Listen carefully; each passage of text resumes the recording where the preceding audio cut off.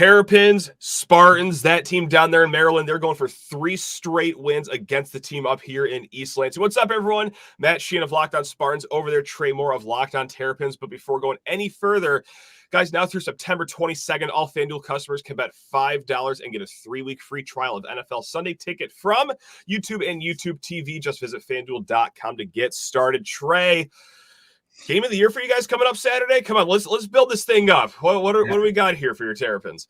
Yeah, I mean, it is a big game, I think, in my opinion. I talked about it a couple weeks ago. I said it's one of the biggest games to start our season because I said, yeah, we start the season with UConn. That's a game we're going to win. I said Michigan State's our first real test, even though it's at home in front of our own fans.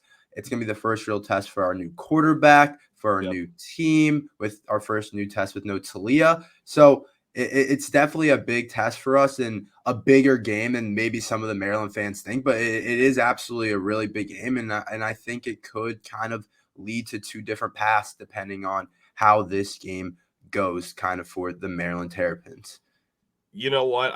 The other week we had the same show over here. It was, what's the biggest game or most important game? I forgot the word that we used, but it was this Maryland game. And most years for Michigan State football, like that's like the Michigan game, or hey, eventually we want to shoot higher. No disrespect, but go for the Ohio States and the Oregons of the world. But truly, with all the new things that we have here in East Lansing, like this is going to be a tone setter. We're going to find out what this team is truly made of, because that episode is also before a rocky FAU game. It was pretty turbulent on the offensive side of the ball. Defense looked pretty good, but can Aiden Childs take a big step forward, not just against a Power 4 team, but one with the really solid defense like you guys have that we're going to get into here later on this show? And on the road, everything uncomfortable that comes with being the starting guy in Power 4 football. How will it go on the road against you guys? This could set the tone for the rest of the year. A loss, it's not going to break the entire season, but man, a win, that's going to vault you forward with a lot of momentum moving forward, especially again after a week 1 that left some fans a little queasy about the rest of the season. But nevertheless, all jokes aside, this is a big game for both teams. Now, going to week 1, Trey, what is the number one thing that you learned about your Terrapins down there as you guys beat UConn? What was it, 200-7? Hey, you guys walloped them. We beat them 50-7, but biggest thing, definitely, I think everyone would agree with this, is the starting quarterback for Maryland football is going to be Billy Edwards. Honestly, I thought it was going to be MJ Morse for a while because I didn't understand, if you have trust in Billy Edwards, if you like Billy Edwards, why would you bring in MJ Morse from NC State? But I guess Billy Edwards won that battle, and he looked good.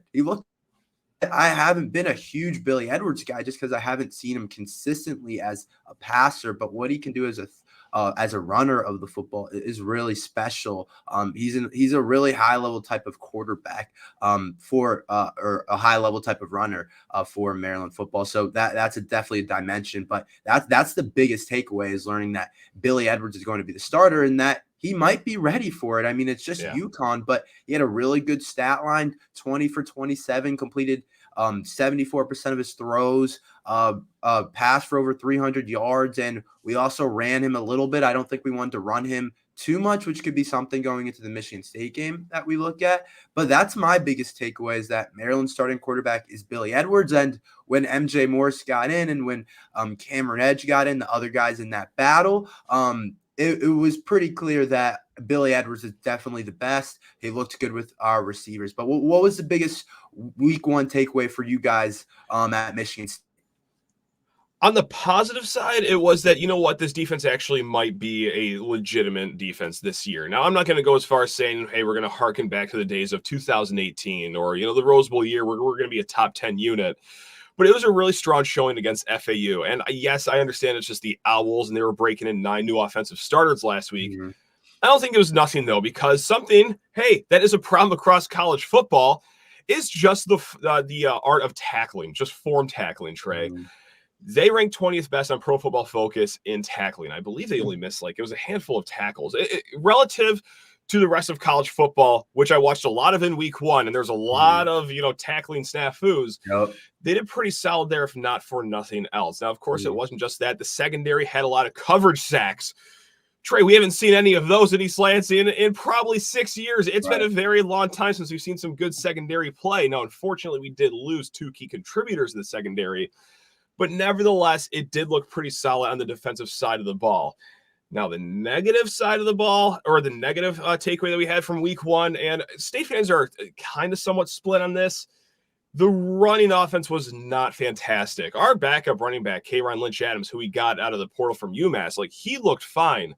But our starter, Nathan Carter, he had 19 carries, 10 of them he was hit behind the line of scrimmage. We saw a lot of issues with the run game, especially inside the tackles last year. So maybe that's why I just walked away with that very frightened, because that's been an issue from last season. Not the greatest run game. It was actually Michigan State's worst running performance in 80 years on this campus, Tre. It was awesome. We had a great time last fall, but we are a little spooked about that. And I got to say, not too thrilled to be going down to College Park, because that's a pretty solid front you guys have down there. So do you think that is the strength of the team back there, even though you guys lit the scoreboard for 50 points? Yeah. Is it the defensive side of the ball that we should actually be most worried about here in East Lansing? It is. We're going to be a defensive-led team this year, and I think our defense has a chance to be a top 30, a top 6-ish unit in the Big Ten this year. And so I'm excited for the defense for Maryland football. We got a lot of guys back, especially on the defensive line, where pretty much everybody came back on the Maryland's defensive line, which wasn't special last year by any means. But I kind of go, oh, you get everybody back, it should take a next jump up for sure on that defensive line group. So I think that's going to be a really exciting group. And then the back end, our safety unit with Dante and Glendon Miller back there is really 2 solid players. It's really solid all around, except the cornerback play is definitely the biggest question mark for Maryland football this year. 2 new starters on the cornerback, one Jalen Husky, transfer from Bowling Green, and then another player who is a redshirt sophomore, but we're not quite sure what he is yet. So that's kind of the biggest question mark so far. But I like the defense a lot. I think it has a chance to be really special. I think that's what Michigan State fans should be scared of, the Maryland defense. And I think it's a really good group overall. And I'm excited to see what we can do. I think that's going to be how we win ball games. I don't think it's last year, throw the football over the place with Talia, throw it the most in the Big Ten. It's run the football, get Billy Edwards in the quarterback run game going, and play defense. Yeah, this isn't, the typical Maryland that we're all used to over here in East Lansing, because, we talked about it last week ahead of the FAU game. It was, this is going to sound very strange, but Maryland is used to lighting up the scoreboard on offense, and that's how they would win games or even lose it sometimes. You guys would score 50, but give up 60 in the old days. But this is oddly enough, it could be a race to 20 points here, because our strength over here, as of now, defense. Your strength over there, well, certainly defense, but you guys also, of course, do have some offense over there already clicking, it seems like. Tre, let's get into that. Next segment, I want to grill you about your Terrapins, and then after that, we will flip the script. You will grill me about my Michigan State Spartans. But first, we got to talk to people's ears off about the wonderful things going on over at FanDuel Sportsbook. Lord knows I was all over FanDuel over last weekend, because it's America's #1 sportsbook. They have all the great props, the lines, any bets that you want. Hey, it's pretty much on FanDuel. It is fantastic. And you've heard us talk a lot about FanDuel, America's #1 sportsbook, but hey, we're going to switch it up a little bit, because we have something a little different for you. That's right, not just new customers, even the existing ones. Now through September 22nd, all FanDuel customers can bet $5 and get a 3-week free trial of NFL Sunday Ticket from YouTube and YouTube TV. Then with the YouTube TV base plan, you'll be able to watch every regular season Sunday afternoon out-of-market game. All you need is a Google account and a current form of payment, and you can cancel at any time. Guys, just like we said, they already got the lines and everything out there. Our Spartans over here, 7.5-point road underdogs as we visit Tre's Terrapins. You want to fancy a wager on that game? Go do it over at FanDuel. Just visit FanDuel.com, America's #1 sportsbook. All righty here, Tre. Let's actually, start with the offensive side of the ball here. And just the biggest question as it pertains to Billy Edwards Jr., it doesn't bother you at all, or that he's redheaded? You think that this is going to work? Because outside of TCU with Andy Dalton and Max Duggan, that doesn't really work here. So is that a massive issue, you think, over there? Or on a serious note, you were pretty much satisfied with everything that you saw from him in week 1, or is there anything that kind of looked like, I don't know if he's really the guy yet? No, I was satisfied for sure. I mean, I saw him make the throws he was supposed to make. I saw him make some throws that I didn't know he could make, and he showed he has a powerful arm. It's just always been about controlling it. Gotcha. I was definitely satisfied by his performance. There were a couple of plays here that were like, oh, I don't know about that one where he underthrew a wide open guy in the end zone, which was kind of a flashback to some of the Billy Edwards that I've seen before. Gotcha. But other than that, like, he played a very solid game, and he did kind of everything that we wanted to, and probably more. So I wouldn't say that there were a lot of concerns or anything that I looked at that I was like, oh, okay, that didn't look good. It definitely passed my expectations, and everything looked good, but it's against UConn. So I'm like, do I get excited? How do I feel about it? I don't know. That's why I'm like, this Michigan State game is going to be huge and kind of me seeing what's the real deal with Billy Edwards. And I think we'll have a much better idea of going into this Michigan State game of how he actually looks and how he plays against a team that you said the strength is a lot of it is on the defensive side of the ball. So that'll be interesting part of it.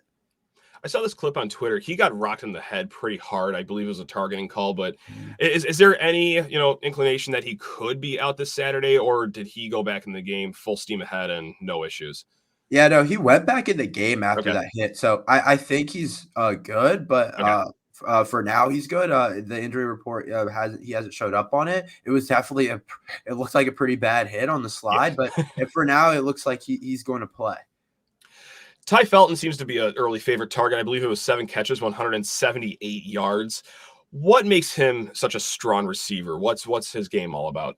Yeah, Ty's special. He can do really anything. That's what he brings to the table. I think he's really versatile, and I think a lot of people in the Big Ten they think about the Ohio State guys, and Oregon has a lot of really good players in receiving position. Some of the other guys, but Ty Felton might be the most underrated guy in the Big Ten. I think he's got elite speed for college football, and then he can separate too. And those things, when you come together, you got a pretty good type of guy. And when he gets the ball in his hands, he can make plays, which we saw against UConn. And so I think he's our best playmaker, arguably our best player overall. But what he can do in terms of getting deep for Billy Edwards and just getting an easy target for Billy Edwards is, I think, definitely something that's really important. And then one of my questions was going in, how does Billy to Ty Felton look? Because I thought, okay, if Billy is, he can run the football and do these different things, but if he can't connect with maybe our best offensive player, then I don't know if he should be the guy.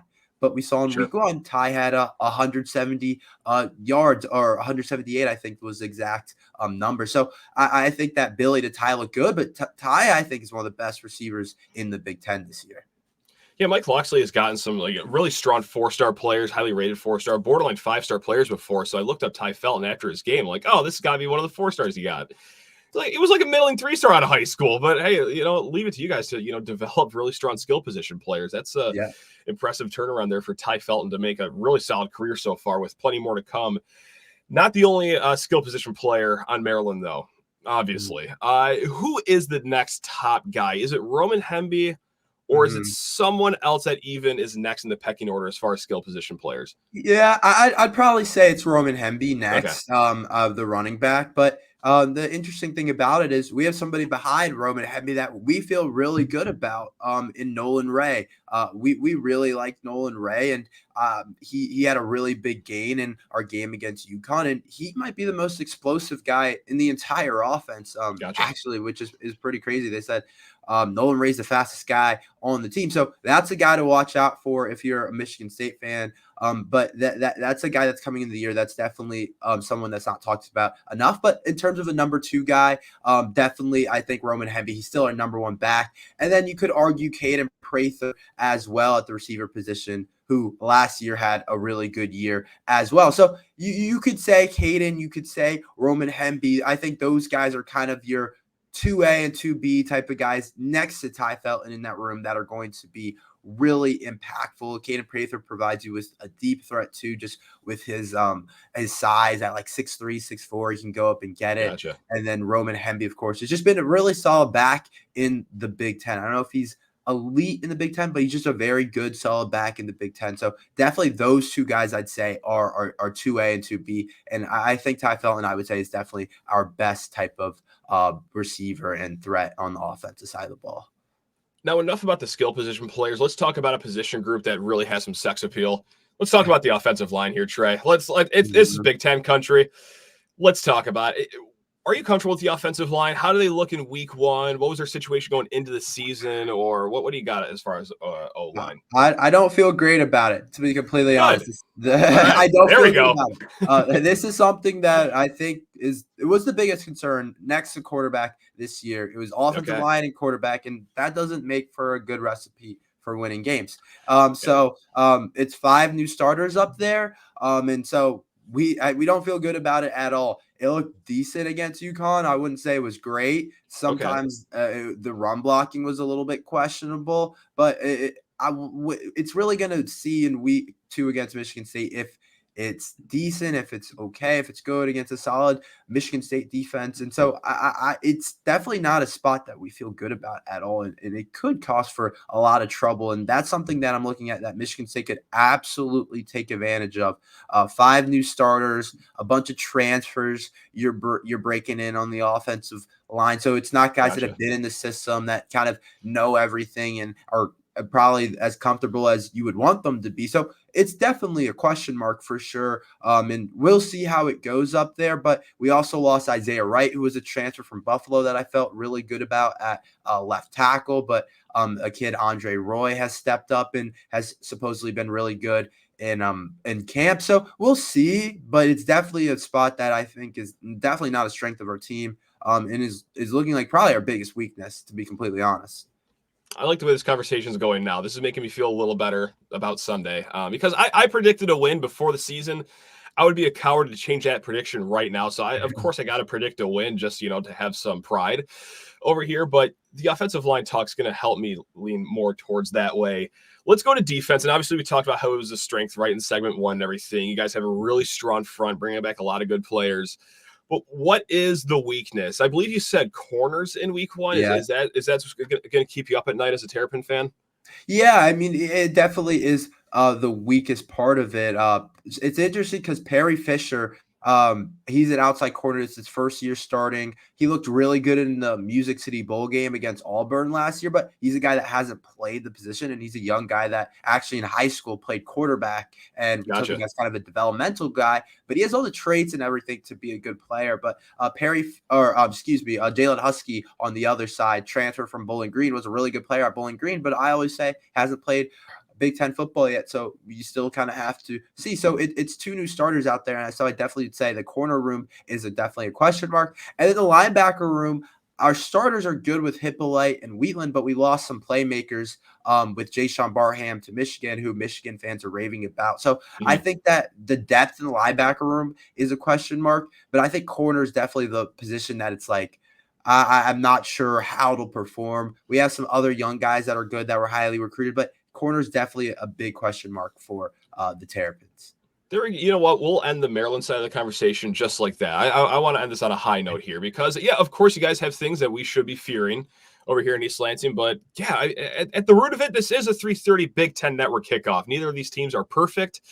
So that's where the holes are right there. Perfect. Let's see where the holes of Michigan State are, Trey. Let's flip the script here. You're going to grill me about the Spartans. But first, I need to talk people's ears off about LinkedIn Jobs. When you're hiring for your small business, you want to find quality professionals that are right for the role. That's why you got to go check out LinkedIn Jobs. LinkedIn Jobs has the tools to help you find the right professionals for your team faster. And, Trey, my favorite part, for free. Now, LinkedIn isn't just a job board. LinkedIn helps you hire professionals you can't find anywhere else, even those who aren't actively searching for a new job but might be open to the perfect role. In any given month, over 70% of LinkedIn users don't visit other leading job sites. So if you're not looking on LinkedIn, point blank period, you are not looking in the right place. On LinkedIn, 86% of small businesses get a qualified candidate within 24 hours. So hire professionals like a professional right there on LinkedIn. Post your job for free at linkedin.com/lockedoncollege. That's linkedin.com/lockedoncollege to post your job for free. Terms and conditions, got that right, Buckaroo, they apply.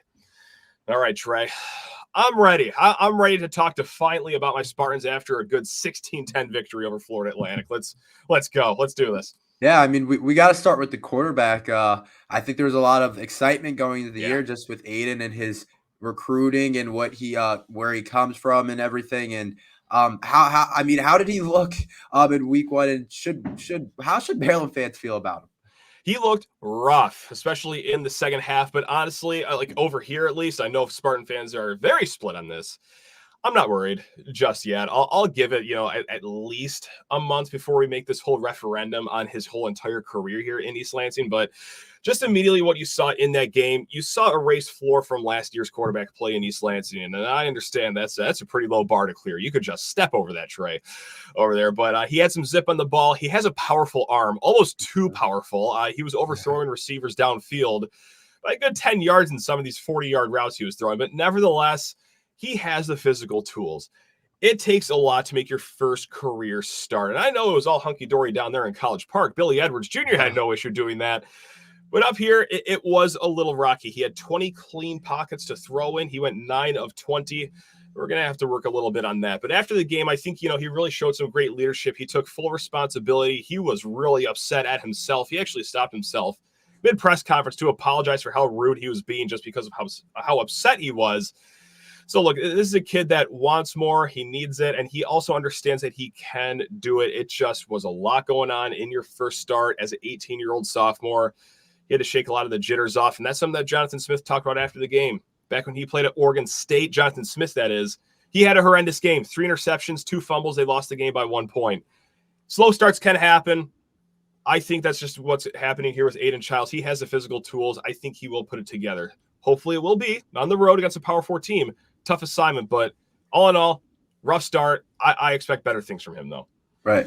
So who do you expect him to kind of rely on, either receiver room, the running back room? That's going to be his best friend going into this Maryland defense that's pretty solid. Alante Brown looked really strong in week 1. Unfortunately, after 1 catch, he might be done for the rest of the season. The earliest return will be November, it sounds like. So let's keep going through. He targeted Jerron Glover 5 times. They never connected, though. No catches. But he just kept trying to go to him in the second half. And I think, okay, there must be chemistry that happened in practice that he's trying to force into the game here. Now, Jerron Glover, he was fine last year. This offseason, dipped in the transfer portal, took a visit to Georgia. Yes, that Georgia, like not Georgia State or Georgia Southern, like Georgia, but came back here to East Lansing. So I think he's a talented player. I think that there are some chemistry issues early on in the game that hopefully, will unearth itself in this practice week. Montori Foster, leading receiver from last year in both yards and catches. Tough game for him, surprisingly. He had a fumble in the red zone and also dropped an early pass that led to an interception. So as far as the guy, I think it's going to be Montori Foster, Jerron Glover, and we're going to wait a little bit here for Jack Velling, one of the top tight ends in the country, to get cooking. I believe it was just 1 catch for him last week, but hey, maybe they're just saving more tricks out of the bag for their tight end pass plays. But yeah, that's your core 3 right there as far as pass catchers go. Okay. How should I feel about the offensive line at Michigan State? Will it make me feel better about Maryland's offensive line? It depends. Are we dropping back to pass or are we running the ball? Because dropping back to pass, it actually worked out pretty well. Aiden Childs was only pressured 7 times in this game. The Pro Football Focus was so high on Michigan State's pass blocking that they got a 3rd highest score in the nation for pass blocking. Now, we just did this episode a few days ago, Locked on Spartans. For run blocking, PFF graded them, I think it was 8th best in the country. I don't really see it like that, though, Trey. That was kind of a slog for us. Yes, there was that great 60-some yard touchdown run from K-Ron Lynch-Adams. That was all fun. But like I just brought up earlier, Nathan Carter, our starting running back, he had 19 carries. 10 of them, he was hit behind the line of scrimmage. There was even another one he was hit at the line of scrimmage. So 11 out of 19 carries, contact at or behind the line of scrimmage. Not great. And again, maybe I'm just jaded from last year just because last year's run game was so horrendous. But that was not a start that you wanted to see against a group of 5 team. They had 2 4th and short situations where every time you should be able to bully the group of 5 team into a first down. The first one was a 4th and 2, which I'm going to lean in here. I don't really think he picked it up. I think that was a really generous spot by the refs. And then the other one on 4th and 1 inside our own red zone got detonated 3 yards behind the line of scrimmage. So I'm not inspired by our run game just yet as far as blocking goes, but our pass blocking, I was actually pretty satisfied with. Okay. Now let's move over to the defensive side of the ball. Let's do it. Who the playmakers? Who do we need to know? Yeah. And what's the biggest weakness on the defensive side of the ball? The weakness, that's an interesting one because the pass rush did look pretty good. That was the biggest question mark going into the season, I think, is just that front four, right? Whether it was run stopping, because we lost really two key defensive tackles in Simeon Barrow and Derek Harmon in the spring transfer cycle. All right, taking the field, Daquan Dowse, Alex Van Sumeren, they fared pretty well. Ben Roberts looking decent out there. So outside of those guys, the pass rush I thought was actually pretty good. But the question mark comes, okay, how's it going to look against a Power 4 team? You said that replacing 5 offensive linemen over there in Maryland, right? Yep. Is that? Yep. See, now that is fascinating because FAU, they kind of had the same situation. They were replacing 4 offensive linemen. And against a group of 5 team replacing 4 offensive linemen, they looked as good as they should have. So, yes, while I was inspired out of the pass rush as they made Cam Fancher's life a living hell on Friday night, how's it going to look against, a team that's talent-wise more your speed in the Power 4? Because right now, secondary, I actually, for the first time in a long time, feel okay about it, even with some injuries. The linebackers, they were the strength going into the season. So if you had to tab a weakness, it was how's the pass rush going to be, especially after last year where it left a lot to be desired. So that's where we're going to go with. That is a big, big test and question mark going into Saturday here.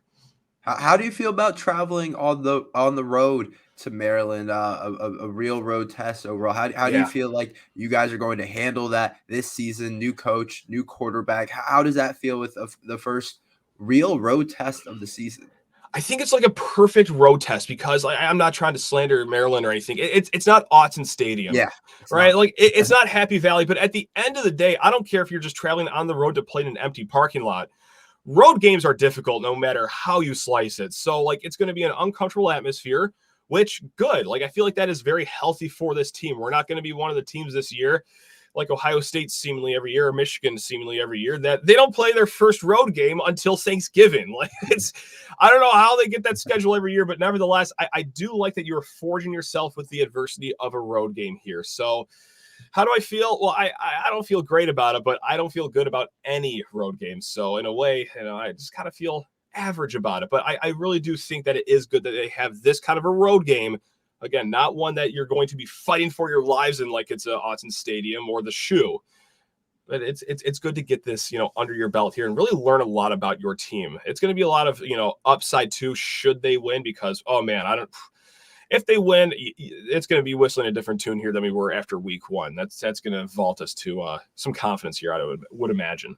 Right. No, that totally makes sense. But what do you think? My last question is, what do you think is the biggest thing that Michigan State can take advantage of going into the Maryland game? What can you take advantage of and be better than Maryland at on Michigan State that Maryland fans should be worried about and be looking at? You know what? I was inspired by the way you talked about the offensive line, 5 new starters. That is certainly one. But you know what? We're going to drop it back a level here. The linebackers, that's a really strong, senior-led group. That is a lot of experience in our linebacker core, especially when it comes to stopping the run. It wasn't just how they graded high as tacklers. We got 2 linebackers, one a transfer from Wisconsin, Jordan Turner, really strong in the gaps, okay? Cal Halliday, he's been here, my God, since 2003. He's really strong at stopping the run, too. So, hey, should the front 4 do their job, chew up some blocks, like the linebackers right behind them, they do a really fantastic job of stopping the run. So hopefully we could limit what Roman Hemby can do. Keep Billy Edwards, on his heels the entire time as you guys have to switch to a pass-only offense, and hopefully the offensive line crumbles, and then we get a nice road win here. So that's kind of the roadmap I see. Are we doing the prediction thing? We have to, right? We're talking. I think we have to. We're talking heads. We have to do this legally. So what do you got for a prediction here, Trey? I'll go Maryland 23, Michigan State 20.